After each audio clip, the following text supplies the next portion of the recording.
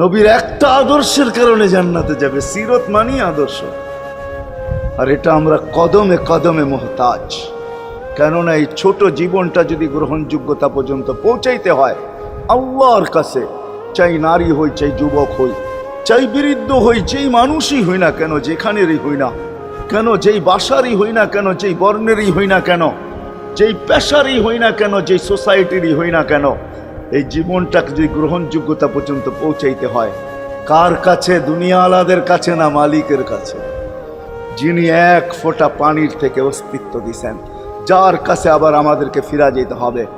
পালানের কোনো সুযোগ নাই। এই জন্যই কোরআন আমাদেরকে বোঝায় আইনাল মাফার। আল্লাহ বলতেছে কোথায় ভাগবে তুমি, বলো কোথায় ভাগবে? কবির কথাই সত্য, যদিও নাকি পালাও তুমি আকাশেতে লাগিয়ে সিঁড়ি, সিঁড়ি লাগাও যদি